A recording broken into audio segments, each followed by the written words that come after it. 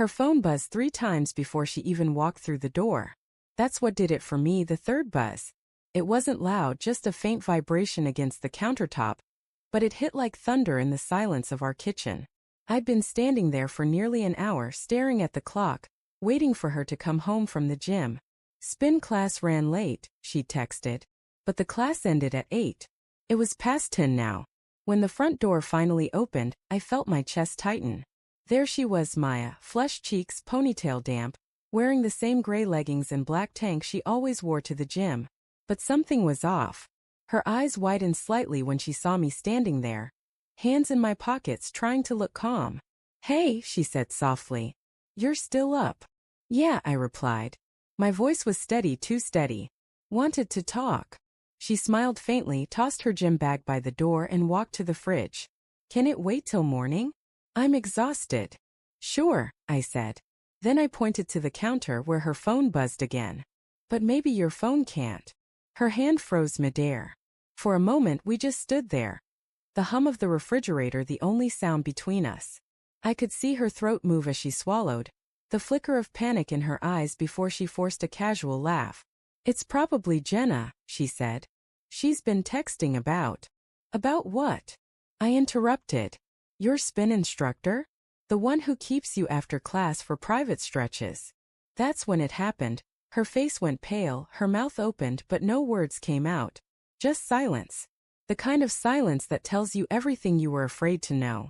"How long has this been going on?" I asked quietly. She didn't answer. I used to think silence was peaceful. When we first got married, we'd sit together for hours in quiet comfort, reading, watching the sunset from our porch, no words needed. But this silence? This was suffocating.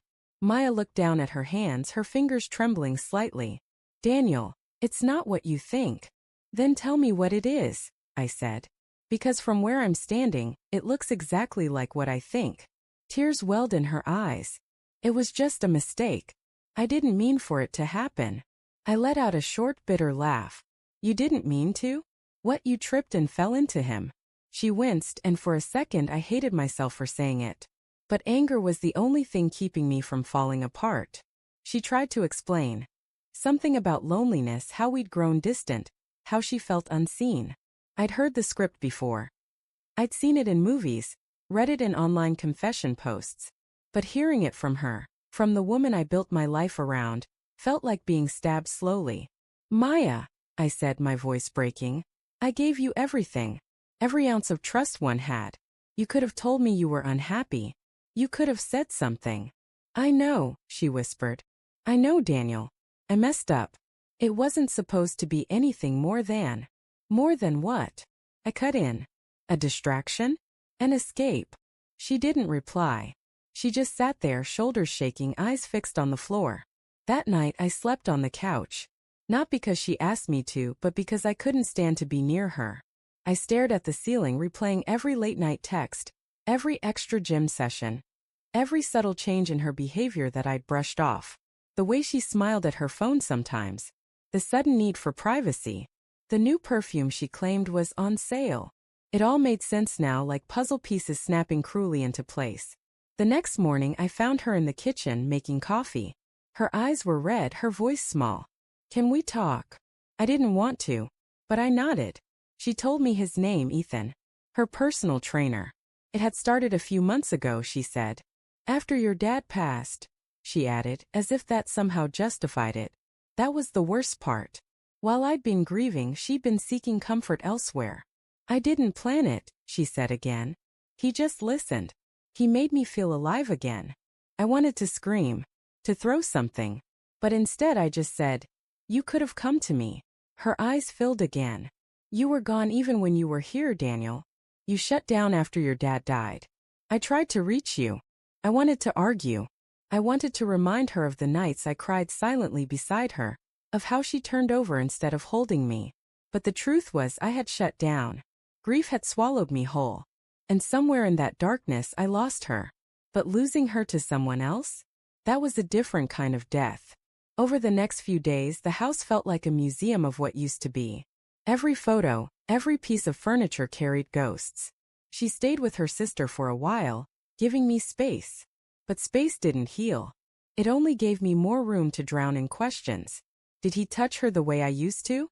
Did she laugh with him the way she used to with me? Did she ever think about what she was destroying? The answers came in waves of nausea and rage. I started seeing a therapist, not to save the marriage, but to save myself from the bitterness eating me alive. I told her I didn't know if I could ever forgive Maya. She said forgiveness isn't for the betrayer. It's for the betrayed. But some nights forgiveness felt impossible. 2 weeks later Maya came back to talk. I ended it with him, she said. I'm not asking you to forget, but I want to fix this. Please. I studied her face, tired, remorseful, maybe even sincere. But something inside me had shifted. The love was still there, buried under pain and disappointment, but it felt different, fragile. Do you love him? I asked. She shook her head quickly. No, it wasn't love. It was confusion. I lost myself for a while. I nodded slowly. You lost us too. We sat in silence again.